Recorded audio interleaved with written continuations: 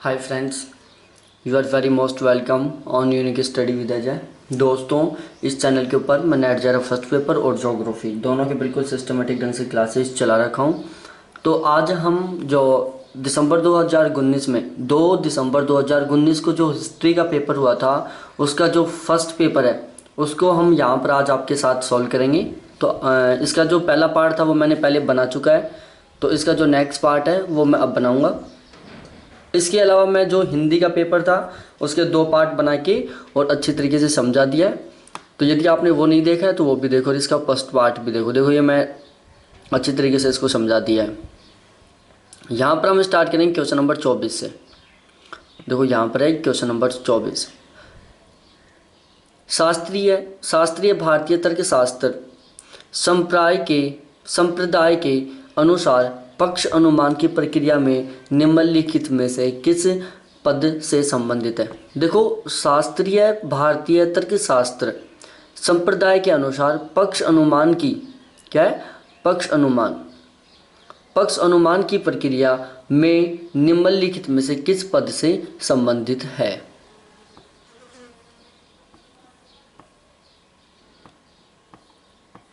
तो ये किस पद से संबंधित है? यह है अपरिभाषिक पद से। किससे? अपरिभाषिक पद से संबंधित है। तो इसका जो आंसर 2 है वो बिल्कुल करेक्ट है। उसके बाद नेक्स्ट क्वेश्चन है 25वां क्वेश्चन। देखो, जो 25वां क्वेश्चन है वो ये दिख रहा है आपको बिल्कुल क्लियरली। एक प्रभावी शिक्षक होने की दृष्टि से निम्नलिखित में से प्रमुख शिक्षण व्यवहार क्या है।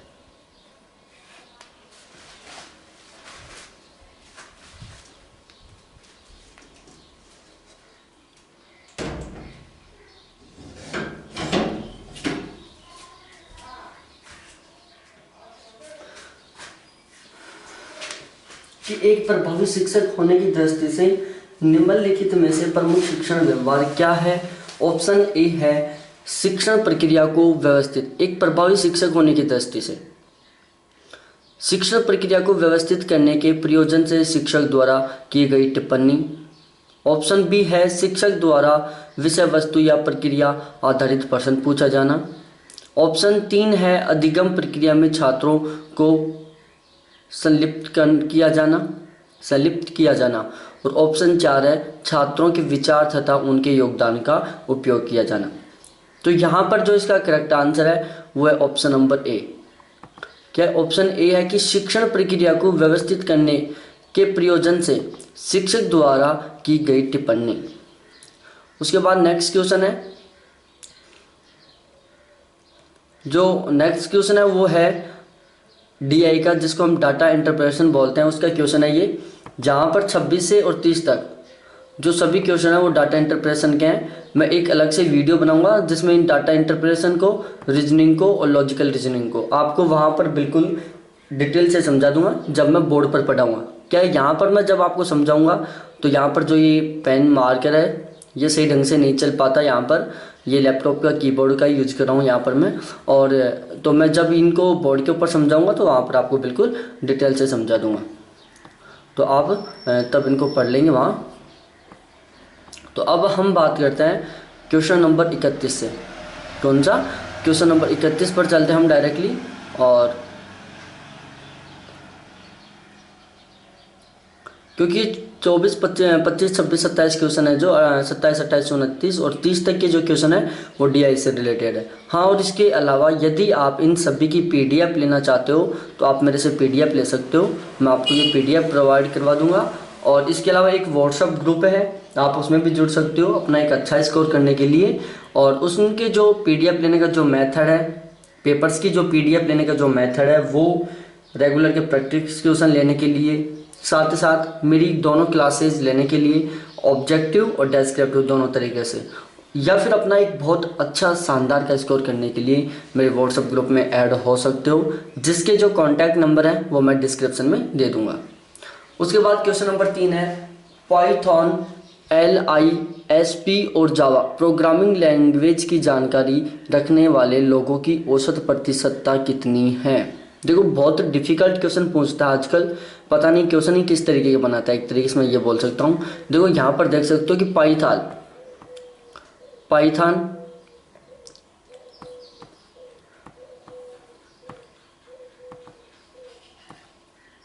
पाइथन LISP और जावा प्रोग्रामिंग लैंग्वेज की जानकारी रखने वाले लोगों की औसत प्रतिशतता कितनी है? 11.7% है। कितना है? 11.7% है। इससे मतलब निकलता है कि हमें बहुत डीपली प्रिपरेशन करनी पड़ेगी। ऐसे नहीं कि चलो एक बुक को रेफ़र किया और हमारा काम कंप्लीट हो गया, ऐसा कुछ नहीं है, बहुत पढ़ना पड़ेगा। पाइथन LISP और जावा प्रोग्रामिंग लैंग्वेज की जानकारी रखने वाले लोगों की औसत संख्या है 11.7%। उसके बाद 31वां क्वेश्चन है, यह 31वां क्वेश्चन, निम्नलिखित में से लोगों का कौन निम्नलिखित में से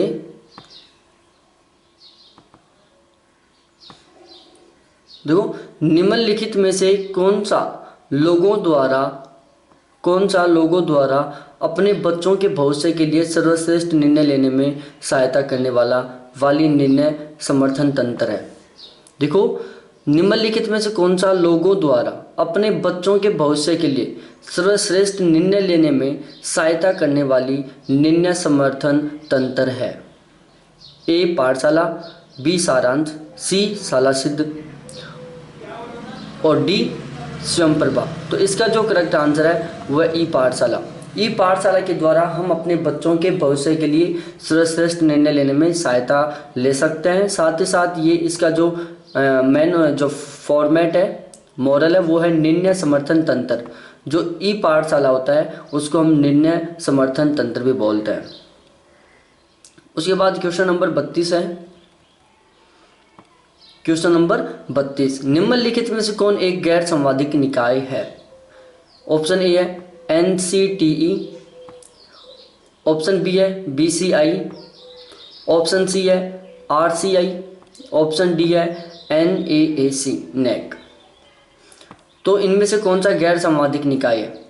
तो इनमें से जो NAC है, NAAC, वो एक गैर संवैधानिक NAC है। क्या है? एक गैर संवैधानिक निकाय है। बाकी जो ये तीन है जिनको हम NCTE, BCI और RCI, ये तीनों के तीनों हैं जो क्या है? संवैधानिक निकाय हैं। क्या है? संवैधानिक निकाय हैं कि राष्ट्रीय अध्यापक शिक्षा परिषद जिसको NCT बोलते हैं, भारतीय अधिवक्ता परिषद जिसको BCI बोलते हैं और भारतीय पुनर्वास परिषद जिसको RCI बोलते हैं। ये तीनों के तीनों गैर संवैधानिक निकाय हैं और राष्ट्रीय मूल्यांकन और प्रत्यायन परिषद जिसको हम NAC बोलते हैं वो गैर संवैधानिक निकाय है। उसके बाद नेक्स्ट क्वेश्चन है,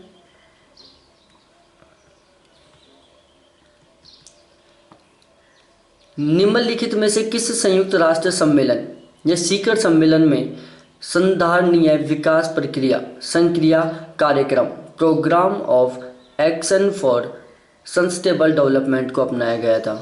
तो वो है जोहान्सबर्ग समिट।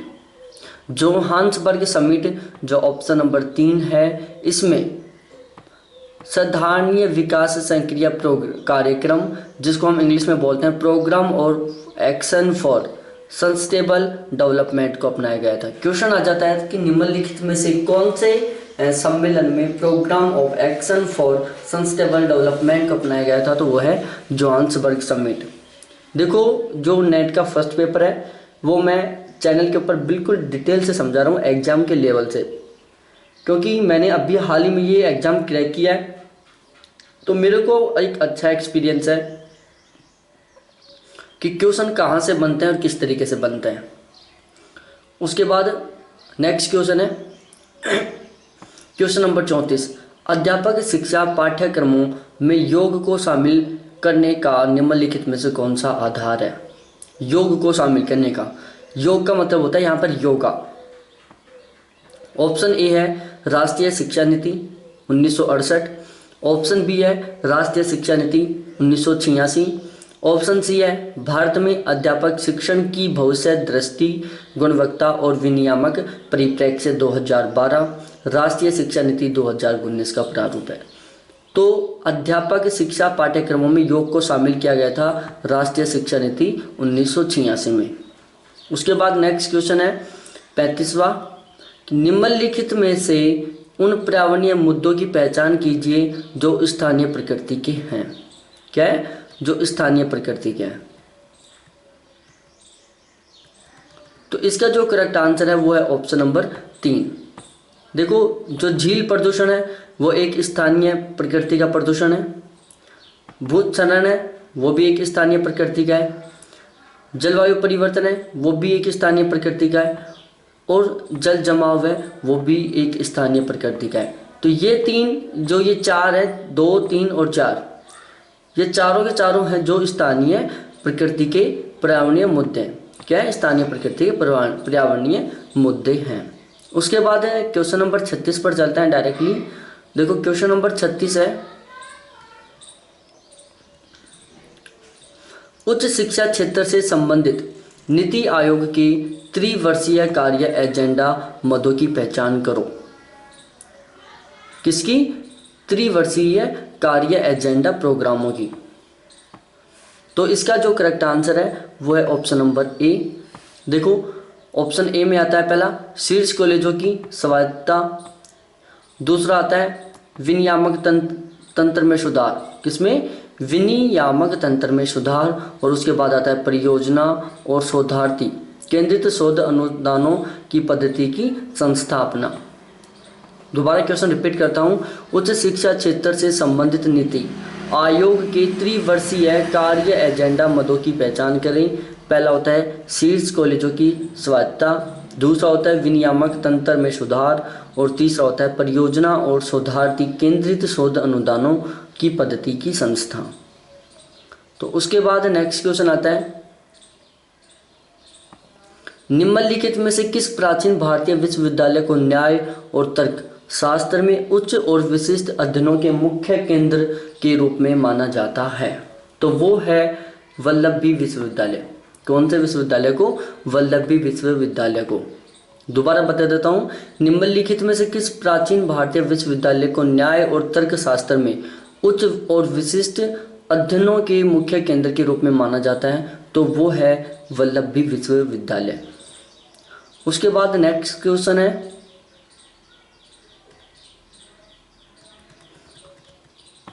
निम्नलिखित में से कौन सा ईमेल के संदर्भ में अनुपयुक्त है? पहला होता है यह कंप्यूटर नेटवर्क पर भेजा गया एक पत्र है, जो बात बिल्कुल सही है, ये उपयुक्त है। यह अयाचित संदेशों को भेजने में प्रयुक्त हो सकता है, यह बात भी बिल्कुल सही है। यह ईमेल मंथर गति वाला ईमेल है, ये बात भी बिल्कुल सही है। ईमेल पते में डोमेन नाम शामिल होता है, ये बात गलत है। जो डोमेन नेम होता है वो ईमेल पते में शामिल नहीं होता। क्वेश्चन था कि ईमेल के संदर्भ में कौन सा गलत है, तो ऑप्शन नंबर 4 जो बिल्कुल गलत है, क्योंकि जो ईमेल आईडी होती है उसमें हम डोमेन नेम का यूज नहीं करते हैं। डोमेन नेम क्या होता है? जैसे amazon.com, amazon.com ये एक डोमेन नेम है। क्या है? एक डोमेन नेम है। तो जो ईमेल आईडी होती है उसमें हम डोमेन नेम का कोई प्रयोग नहीं करते। उसके बाद नेक्स्ट क्वेश्चन है क्वेश्चन नंबर 39, हमारे पर्यावरण के संरक्षण हेतु विश्वव्यापी जागरूकता और कार्यवाही को प्रोत्साहित करने हेतु UNEP ने निम्नलिखित में से किस विषय के प्रति विश्व पर्यावरण दिवस 2019 के अवसर पर जोर दिया था?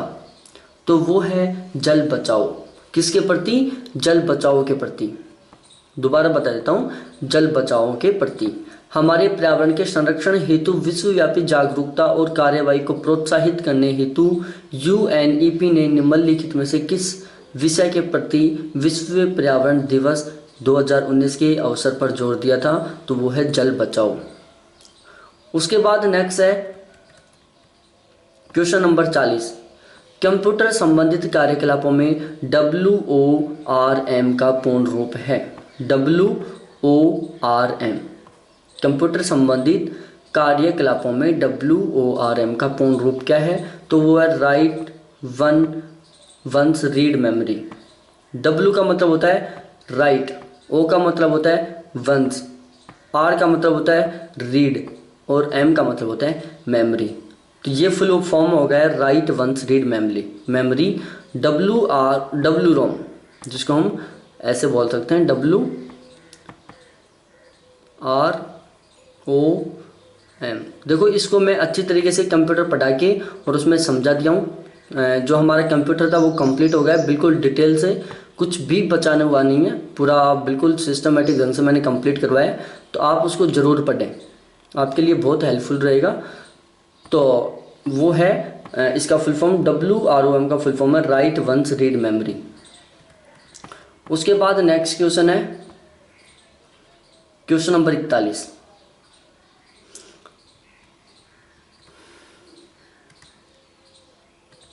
क्वेश्चन नंबर 41 है कि निम्नलिखित में से कौन से मद गैर पारंपरिक अधिगम कार्यक्रम के घटक हैं। गैर पारंपरिक अधिगम कार्यक्रमों के घटक हैं। दोबारा से बोल रहा हूँ, गैर पारंपरिक अधिगम कार्यक्रमों के। तो इसमें जो करेक्ट आंसर है वो है पहला प्राच्य भाषाएं, दूसरा होता है स्पा प्रबंधन और तीसरा होता है तुलनात्मक भाषाएं। गैर पारंपरिक अधिगम कार्यक्रमों के घटक हैं प्राच्य भाषाएं, स्पा प्रबंधन और तुलनात्मक भाषाएं। उसके बाद नेक्स्ट क्वेश्चन है क्वेश्चन नंबर 42। क्वेश्चन नंबर 42 है, इसमें आपको मिलान करना है सूची फर्स्ट को सूची सेकंड से। सबसे पहले एक साइड दे रखा है विद्वान, डिजी लॉकर, साक्षात, शोधगंगा, दूसरी साइड उनका विवरण है। तो इसमें देखो जो विद्वान है वो मिला हुआ है शीर्ष वैज्ञानिकों और शोधार्थियों का डाटाबेस। विद्वान है वो संबंधित है शीर्ष वैज्ञानिकों शोधार्थियों का डाटाबेस। उसके बाद डिजी लॉकर है वो संबंधित है दस्तावेजों एवं प्रमाणकों के जारी करने और सत्यापन करने के लिए प्लेटफॉर्म। डिजी लॉकर है वो संबंधित है दस्तावेजों एवं प्रमाणकों के जारी करने एवं सत्यापन के लिए प्लेटफॉर्म। साक्षात संबंधित है अधिगम को सुसाध्य बनाने के लिए शैक्षिक पोर्टल। जो साक्षात है वो संबंधित है अधिगम को सुसाध्य बनाने के लिए शैक्षिक पोर्टल। शोध गंगा संबंधित है संपूर्ण मूल शोध प्रबंधन, ई बुक्स और जर्नल्स का भंडार। जो शोध गंगा है वो संबंधित है संपूर्ण मूल शोध प्रबंधन, ई बुक्स और जर्नल्स का भंडार। उसके बाद 43वां क्वेश्चन है, भारत सरकार ने निम्नलिखित में से किन के विलय या पुनर्नामकरण के माध्यम से जल शक्ति मंत्रालय की स्थापना की थी।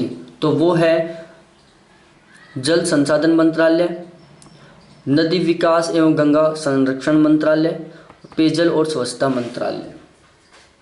ये भारत सरकार ने निम्नलिखित में से किन के विलय पुनर्नामकरण के माध्यम से जल शक्ति मंत्रालय की स्थापना की थी। जल संसाधन मंत्रालय, नदी विकास और गंगा संरक्षण मंत्रालय, पेयजल और स्वच्छता मंत्रालय। उसके बाद नेक्स्ट क्वेश्चन है 44वां,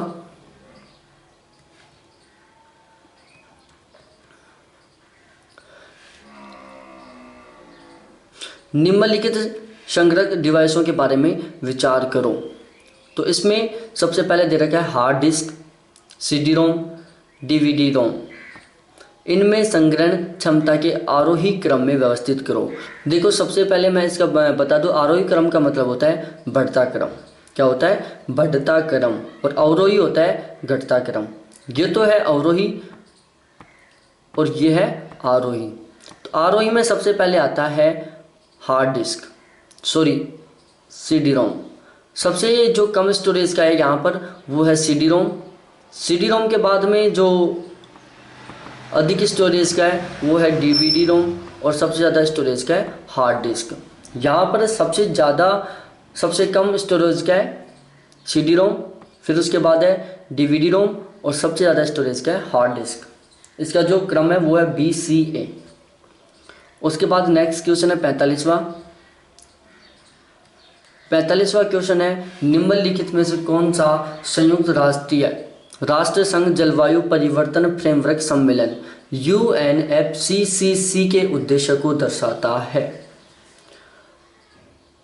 तो इसमें जो UNFCCC है, इसके जो उद्देश्य को दर्शाता है कौन सा, वायुमंडल में ग्रीन हाउस गैसों के संकेंद्रण का सुव्यवस्थीकरण। ये क्या है, UNFCCC का उद्देश्य है कि UNFCCC का उद्देश्य क्या है, वह वायुमंडल में ग्रीन हाउस गैसों की संकेंद्रण का सुव्यवस्थीकरण। और इसी के साथ हमारे 45 क्वेश्चन कंप्लीट हो गए हैं। उसके बाद है 46 से 50 के बीच में ये पैराग्राफ वाले क्वेश्चन, जिनको हम आपको एक मेथड बता दूंगा मैं पैराग्राफ सॉल्व करने का, जिससे आप सभी पैसेज को बिल्कुल सिंपली तरीके से बहुत ही सही ढंग से सॉल्व कर लोगे। तो इसी तरीके से हमारा जो हिस्ट्री का पेपर है 2019 वाला, जो 2 दिसंबर 2019 को हुआ था, वो 2 वीडियोस के साथ कंप्लीट हो गया। इसके अलावा मैं हिंदी का एक वीडियो बना दिया, और आगे भी मैं 20 पेपर हिंदी मीडियम से ऐसे ही बिल्कुल इसी तरीके से सॉल्व करवाऊंगा। तो उन सभी को देखने के लिए थैंक्स। फिर मिलते हैं हम नेक्स्ट वीडियो के साथ। बाय।